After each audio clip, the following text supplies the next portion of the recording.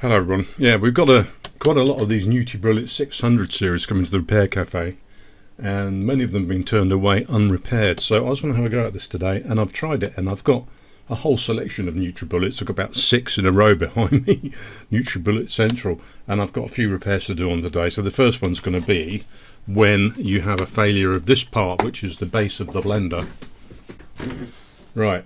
So you can see what's happened is the top half has lost registration with the bottom half. I can whiz the bottom half and the top half's not moving. Look, I'm holding, whizzy whiz, nothing happens, right? So you end up with no traction whatsoever. This one's been, looks like the owner of this one has put it in the dishwasher because it's, you can see it's wet. It's all wet and dribbly. That's a better view. There you can, if I turn it, hold the base, you can see clearly that the end nubby bit, the shaft is not doing what it should, right?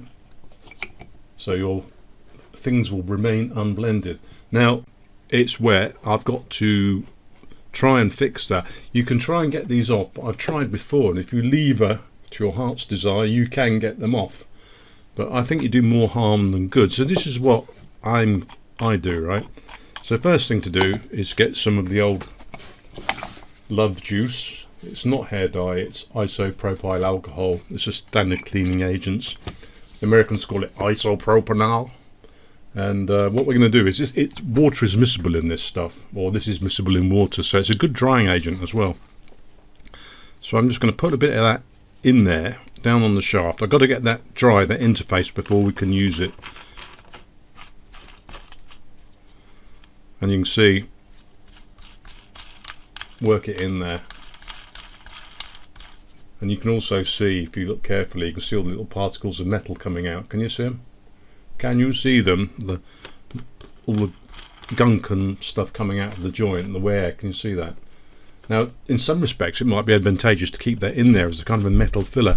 We could try super glue, but in my experience super glue doesn't hold on for that long.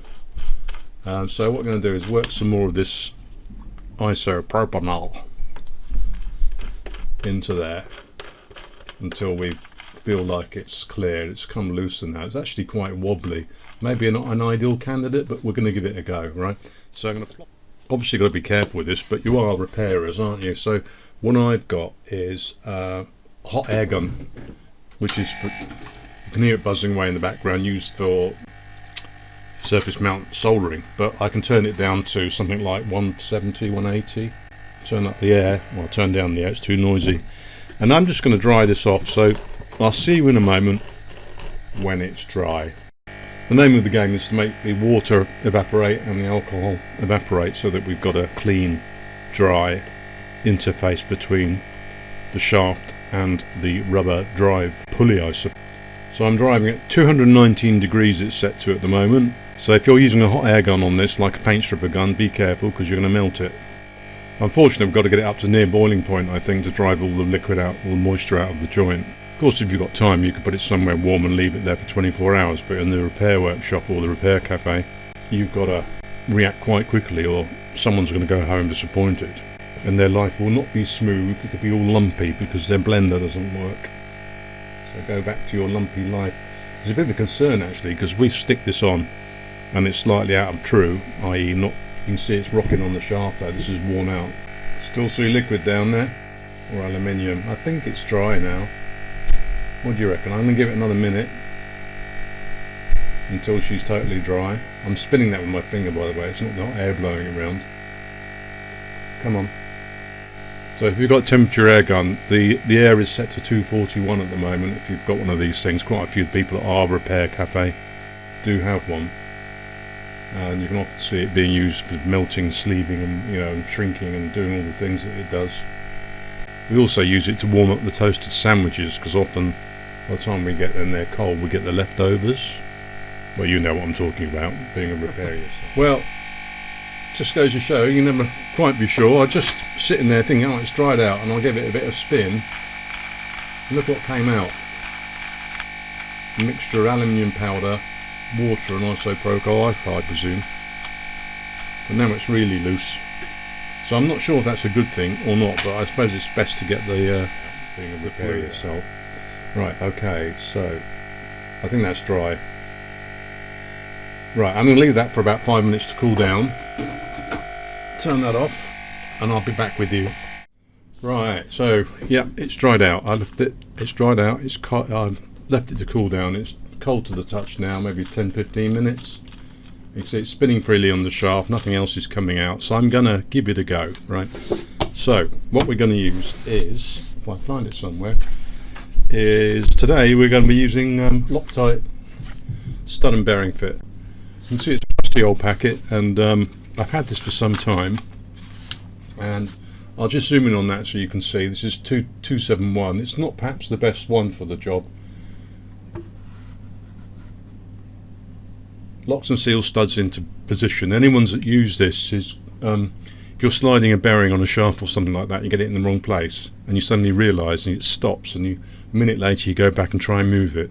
It's very hard to get it to move, and sometimes when you're screwing a stud or a screw in, oh, it's a bit tight in the thing, I'll just go and put a couple of nuts on the top. By the time you put a couple of nuts on the top so you can lock them together and wind the stud down, it's absolutely solid in the block or in whatever it's screwing into. So lock manifold studs, seal lock, cylinder head studs, retain camshaft, drive gear, and it does think about food mixers on here, but I'm extrapolating to, you know, the conjecture is that it will work on the food mixer if it will work on an engine, right? Keep out of reach of children. Okay, so it's the real thing. It's 3 mil. It's about 20 quid for 3 mils, but you get the picture. I'll just put it on the screen there and you can see the whole splurge, right? So Loctite 271 bearing and stud locker, right? So I always give it a shake. I don't know whether it's necessary or not, but this has been sitting in my drawer for probably 7 years, maybe. It still seems to work, so I only used it just the other day. You can roll the tube around like this to help mix it up, and probably best just to wipe the tip and squirt out a little bit out of the nozzle to make sure it looks right. It does look right. It's just a clear red liquid. Look, there it is. I use these on this stuff on screws on a polycarbonate housing for a document reader for the post office, and portable thing, plus carried around, and we put it together, and then we thought we'd do the tumble test where we put it into a big tumbling drum to it was basically a 1 meter diameter tumble dryer to simulate years of uses and bump and drops and 1 meter drops, and it just fell apart. And this just attacks polycarbonate plastic. It just crumbles away to powder. The tiniest amount of this will get into the structure of the polycarbonate and make it fall apart. Fortunately, this isn't polycarbonate. This feels like nylon. But anyway, so what we're going to do is going to make sure the spool, you don't want it, because you see it's floating on there at the moment. Well, you really want it to be in position with the end of the shaft level with the top surface of the aluminium bush, and we're just going to work some of this into it.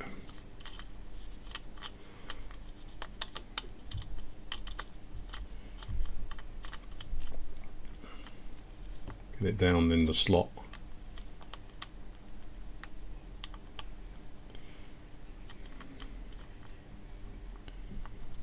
Hopefully capillary action will draw it down into there. Slide up and down, turn it, put it down. You can see that puddle's disappearing slowly in there.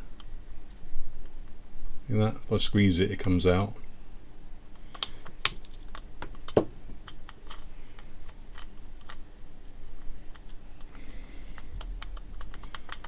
When it's worked all in there, just don't give it a very quick wipe. If you wipe it slowly and carefully, then you're likely just to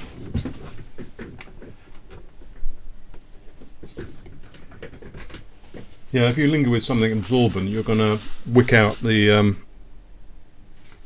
so just pat it down quickly, and then leave it for maybe 10 or 15 minutes and check it to see whether it's worked or not, and then I'll give you a demonstration of the whole thing working.